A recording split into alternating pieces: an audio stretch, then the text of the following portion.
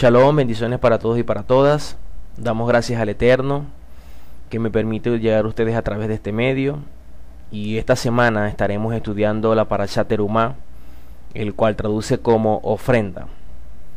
Y de allí que he traído una reflexión que he titulado ¿Dónde habita el Eterno?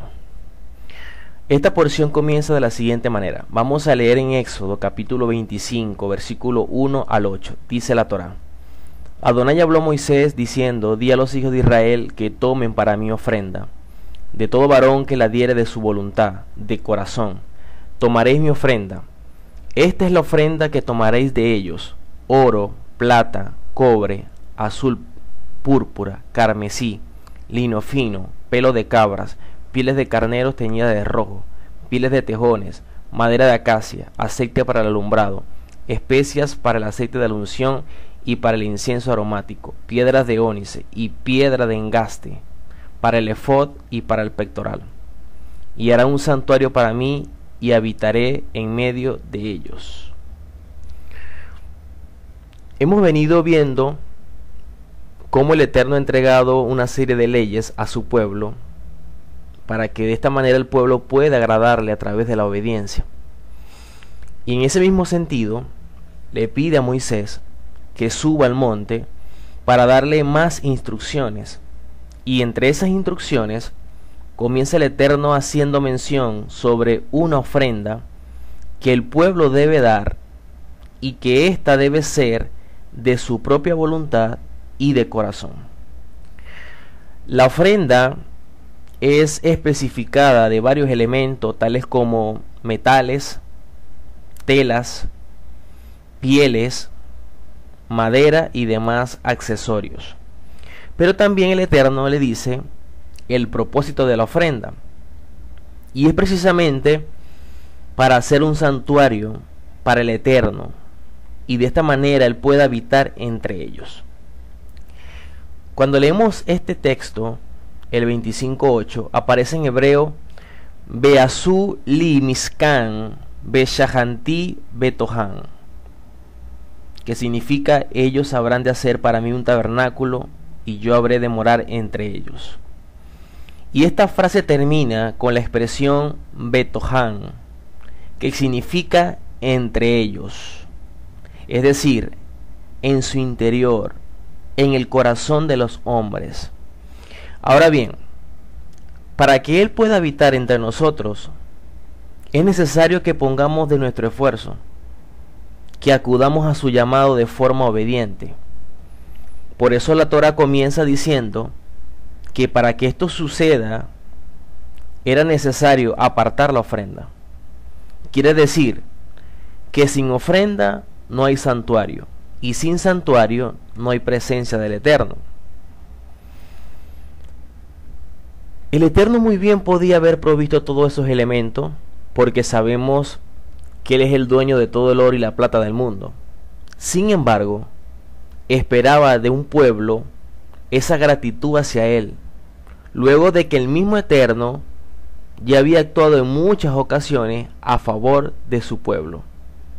Además, el hecho de que Él pidiera una ofrenda no significa que el Eterno la necesita, pero sabemos que el Eterno está midiendo qué es lo que hay dentro de nosotros, qué es lo que está en el trono de nuestro corazón, si realmente queremos darle un lugar dentro de nosotros o no. Ahora, ¿cómo le manifestamos eso? ¿Cómo le manifestamos que realmente queremos que Él habite en medio nuestro? Cuando entregamos toda nuestra vida delante de Él, cuando no nos escatimamos en darle, cuando sin duda alguna lo que tenemos es gracias a Él, y como esa forma de gratitud le honramos y le devolvemos todo lo que Él nos ha dado. Por eso, a través de la ofrenda le demostramos lo profundamente agradecido que estamos con sus favores, y eso es una forma de alabanza. De hecho, cuando hablamos de la expresión ofrenda en hebreo, es la expresión terumá, que significa presente, tributo, porción, ofrenda mecida, aporte, contribución, donación. Y la raíz de esta expresión es run, que significa alzar, elevar, levantar. Por lo tanto, cuando damos una ofrenda al Eterno, no solo estamos apartando una porción o contribución para su obra, sino que también le estamos elevando a su presencia para alabar su nombre y con ello también elevarnos nosotros mismos.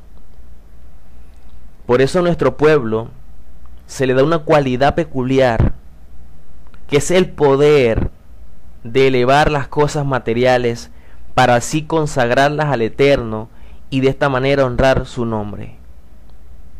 De ahí que nosotros no somos dueños de nada y no podemos creernos dueños sino administradores. Y cuando le damos una ofrenda al Eterno, no debe verse como una obligación o carga, sino que debe ser de corazón y con buena voluntad. Por eso dice la Escritura, vamos a leer en Hebreos capítulo 13, versículo 15 al 16, dice: así que ofrezcamos siempre a Elohim, por medio de él, sacrificios de alabanza, es decir, fruto de labios que confiesen su nombre, y de hacer bien, y de la ayuda mutua no os olvidéis, porque de tales sacrificios se agrada Elohim. Quiere decir que el aportar ofrenda para su santuario era una forma también de alabar su nombre. Y el sacrificio no debe verse como algo que no queremos hacer, sino como algo que lo hacemos con honor, porque lo amamos y también amamos su obra.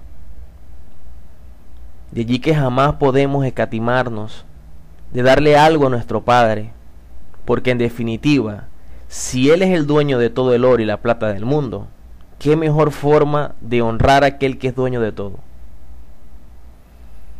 Por eso el pueblo no se escatimó en dar, y hasta muchos se desprendieron de cosas personales para preparar casa para el Eterno. Y sabemos que el Eterno no habita en cuatro paredes, porque lo físico no puede contener su presencia. El Eterno habita en cada corazón dispuesto a aportar en función de su casa. El Eterno habita en aquel que pone la mirada en su obra, en agradarle, en honrar su nombre, en cantarle, y eso es visto como una alabanza. ¿Qué dice el salmista en el Salmo 22:3? Dice: pero tú eres santo, tú que habitas entre las alabanzas de Israel. ¿Dónde habita el Eterno? En las alabanzas de Israel. Y estas alabanzas son la manifestación de que amamos al Eterno y honramos su nombre. Estas alabanzas se definen en que cada pensamiento, palabra y acción sea para glorificarlo.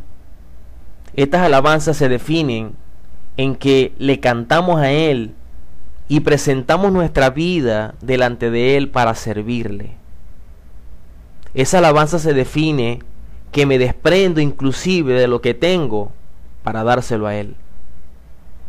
Como el caso de la viuda, que tenía 2 blancas y lo dio todo. Y en comparación con los otros hombres dice que dio más que ellos.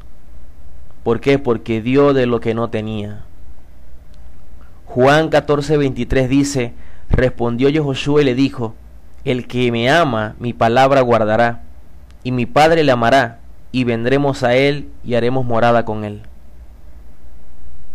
¿Dónde van a habitar el Eterno y su Hijo? Dice: en aquel que ama a Yehoshua, en aquel que es obediente a su palabra. Por eso, la alabanza al Eterno se manifiesta cuando le amamos a Él a través de la obediencia de su instrucción, de su Torá. La misma obediencia del pueblo cuando se abocó a dar ofrenda para construir el santuario. Así que, ¿dónde habita el Eterno? Habita en los corazones de aquellos que de forma voluntaria y obediente entregan todo al Eterno, inclusive su propia vida. Eso es alabanza. Honrar y glorificar al Eterno con nuestras vidas y con todo lo que poseemos. O como decía el salmista, todo lo que respire, alabe al Eterno. Así que, amados, que podamos demostrarle al Eterno que lo amamos, no con palabras, sino con acciones, y que esa alabanza se transforme en una vivencia experimental en nuestras vidas, para que Él habite en medio nuestro, en nuestras vidas, en nuestras familias, en nuestros corazones y en nuestras comunidades. Así que, Shabbat Shalom, Leitraot.